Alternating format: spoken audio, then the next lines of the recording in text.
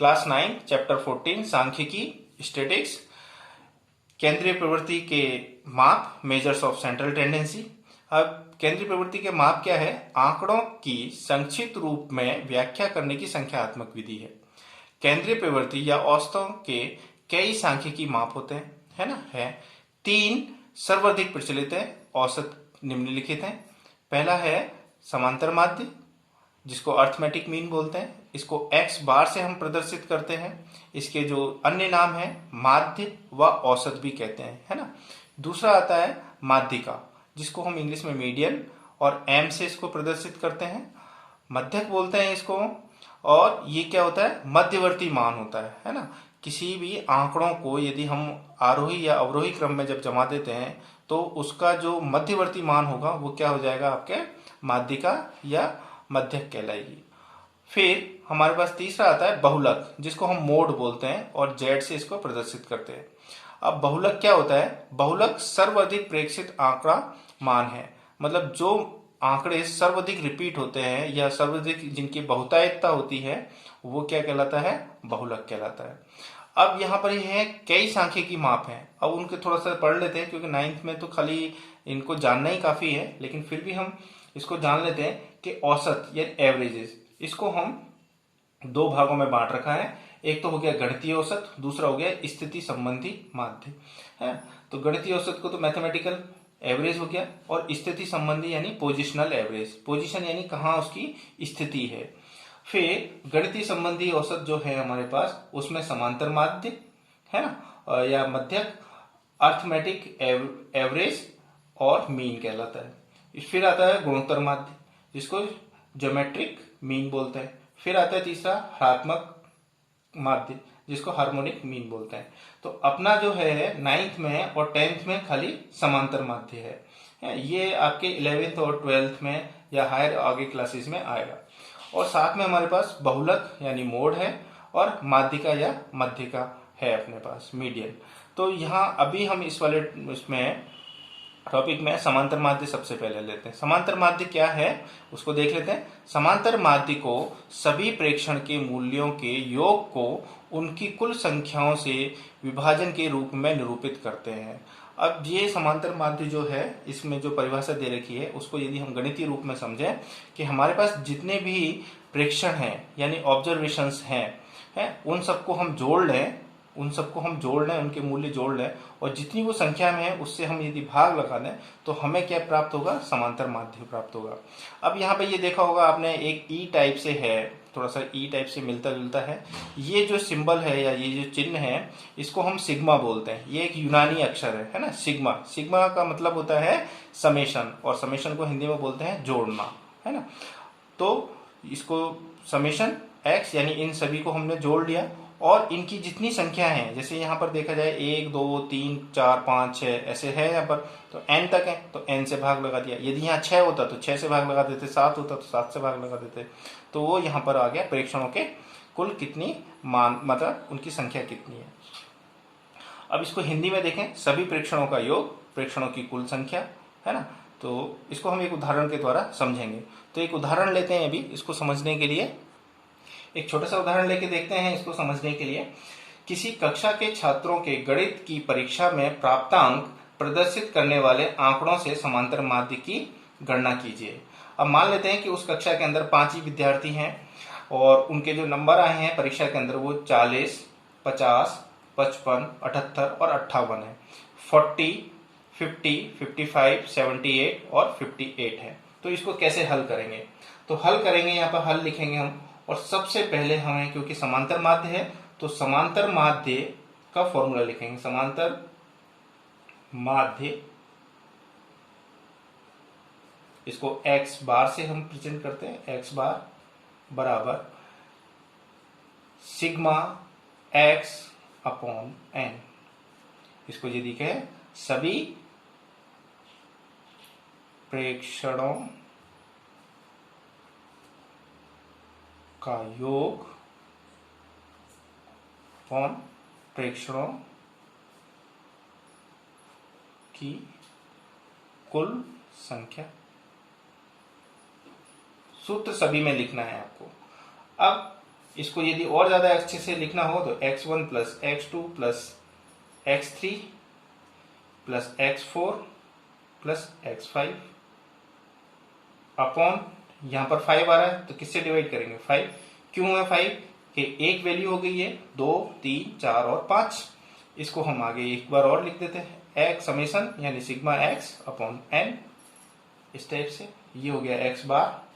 अब यहां पर हम लिख दें 40 प्लस 50 प्लस 55 प्लस 78 प्लस 58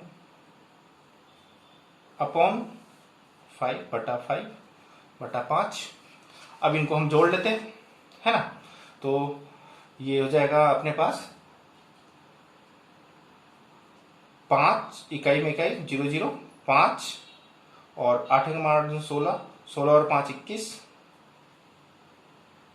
हासिल का 2। तो यहाँ पे हो गया ये 6, 6 और 10 16, 16 और 5 21, 21 और 7 28 5, यानी 281/5। अब इसको हम भाग लगा के लिखते हैं तो हमारे पास आएगा 56.2 औसत अंक हो गए। इसको अंक, क्योंकि ये अंक है इसलिए अंक, है ना। तो इस टाइप से हमने एक छोटा सा उदाहरण लिया। अभी कोई बड़ा उदाहरण लेके देख लेते हैं। दूसरा उदाहरण ये आप ही की बुक से है, 9th क्लास की बुक से है ये, कि एक विद्यालय की 9वीं कक्षा के 30 विद्यार्थियों द्वारा प्राप्त किए गए अंकों से समांतर माध्य की गणना कीजिए, है ना। अब 30 विद्यार्थी हैं और 30 विद्यार्थियों के नंबर दे रखे हैं यहाँ पर। अब जैसे अब इसको देखना पूरा टोटल 3 तो यू है और 10 यू है, 1 2 3 4 5 6 7 8 9 10, तो 3 इंटू 10 करेंगे तो 30 हो गई। ये 30 कितने हो गए, माना 30 आंकड़े हो गए हमारे पास। अब इसको हम हल करने के लिए सबसे पहले तो समांतर माध्य का क्या लिखेंगे, हम सूत्र लिखेंगे। समांतर माध्य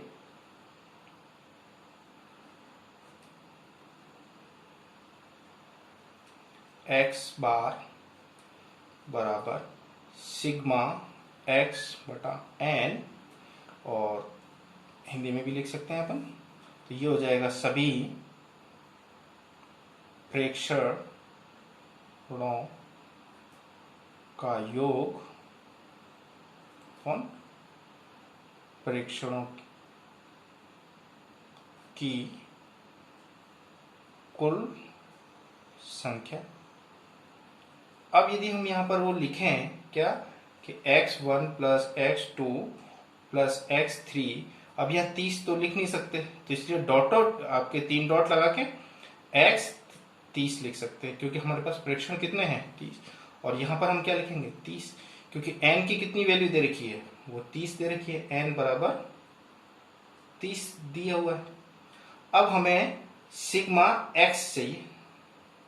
अब सिग्मा x के लिए हम यहां पर क्या करेंगे, इन सभी मानों को लिखेंगे, बीच में प्लस का चिन्ह बनाते जाएंगे। तो मैं यहां पे ऐसे लिख रहा हूं 10 प्लस, यूं भी लिख सकते हैं और यूं भी लिख सकते हैं, हमें जोड़ने से मतलब है 20 प्लस, इस टाइप से मैं लिखता जा रहा हूं और आपको भी ऐसे ही लिखना है। अब इस तरह से हम इसको जोड़ेंगे तो हमारे पास सिग्मा x बराबर आएगा 1779, है ना। अब इसको हम क्या करेंगे, फॉर्मूले में फिट कर देंगे।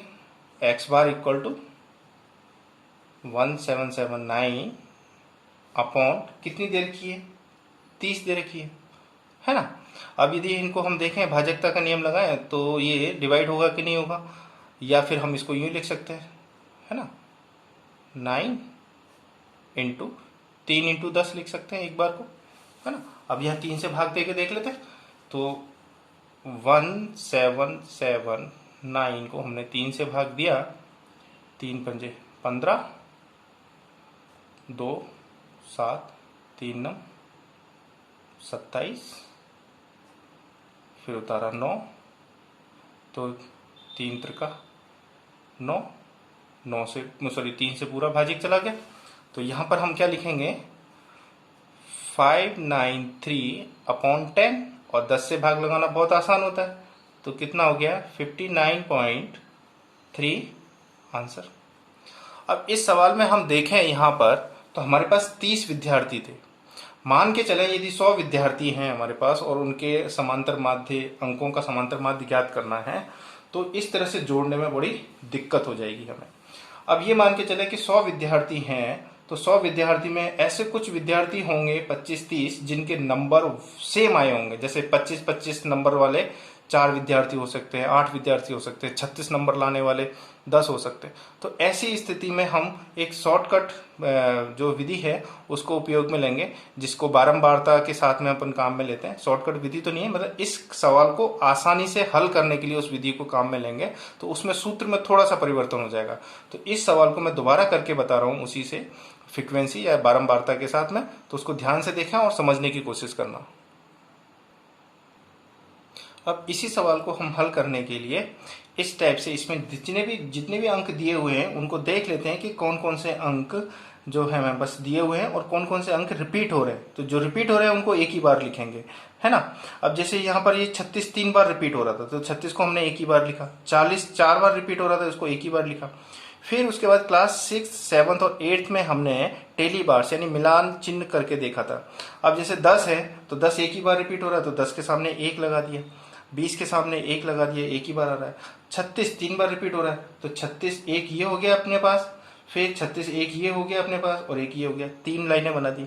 अब जैसे ही 6 होंगे तो 5 का एक बंडल बना देंगे, एक तिरछी लाइन खींच देते हैं अपन, तो आपको याद होगा ये। तो ये मिलान चिन्ह बना के फिर हम इन मिलान चिन्हों को अंकों में बदल देते हैं। जैसे ये 1 चिन्ह था तो इसको 1, ये 3 थे मिलान चिन्ह तो इसको 3, ये 4 थे तो 4 लिख दिया। तो अब ये बना दिया, तो ये हो जाएगी अपनी फ्रीक्वेंसी यानी बारंबारता या आवृत्ति। इसको हम एफ से लिखते हैं। अब ये होता है एक्स और ये होता है एफ। अब इन दोनों को गुणा करके हम यहां लिख देंगे। अब इसको ऐसे समझना है कि ये 50 जो है 3 बार आया है, यहां पर 1 2 3, तो 50 को 3 बार जोड़ो या 50 को 3 से गुणा करो, रिजल्ट क्या आएगा 150 आएगा, 150 आएगा। तो इसको हम यहां पर संक्षिप्त रूप में लिखने की कोशिश कर रहे हैं और इसी से हमारा सवाल बहुत आसान हो जाएगा। अब 10 को 1 से गुणा किया तो कितना आएगा 10 ही आएगा। अब यहां लिखते समय ये ध्यान रखना है कि इकाई अंक के नीचे इकाई अंक, दहाई के नीचे दहाई और सैकड़ा के नीचे सैकड़ा और हजार के नीचे हजार लिखें, जिससे हमें जोड़ने में दिक्कत नहीं होगी। तो मैं यहाँ नंबर जल्दी से लिख देता हूं। अब इस प्रकार हमने इनको गुणा करके लिख लिया। तो देखो यहाँ पर इकाई अंक के नीचे इकाई आ रहा है, दहाई के नीचे दहाई आ रहा है और सैकड़ा के नीचे सैकड़ा आ रहा है, यानी वंस, टेंस और 100 के नीचे। अब इसको हम प्लस करेंगे तो मान तो वही आएगा जो हमने यहाँ पे निकाला। तो इसको सीधे लिख देते हैं 1779। और ये जो मान है ये सिग्मा का मतलब होता है समेशन यानी जोड़ना। तो हमने जब एफ को जोड़ लिया तो इसका मान कितना आना चाहिए 30, क्योंकि विद्यार्थी कितनी है अपने पास टोटल 30 है। तो इसको जोड़ेंगे तो हमारे पास 30 आएगा। फिर यहाँ पर अब हम यहाँ पर वो लिखेंगे सूत्र कि x bar equal to sigma f x upon sigma f. अब यहाँ पर चेंज आ गया थोड़ा सा, यहाँ पर हमने सिग्मा एक्स लिखा था और यहाँ पर सिग्मा एफ एक्स लिखा। एफ क्या हो गई फ्रीक्वेंसी हो गई, यानी कौन सा जो आंकड़ा है वो कितनी बार रिपीट हुआ है। जैसे यहाँ पर 3 बार रिपीट हुआ, यहाँ पे 4 बार रिपीट हुआ, तो इन सबको हमने जब जोड़ लिया तो सिग्मा एफ एक्स बराबर 1779 अपॉन 30।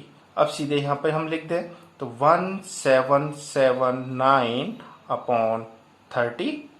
अब इसको हम हल करेंगे तो हमारे पास वही उत्तर आएगा 59.3। तो ये औसत अंक है प्राप्त हुए उस क्लास के अंक आंसर।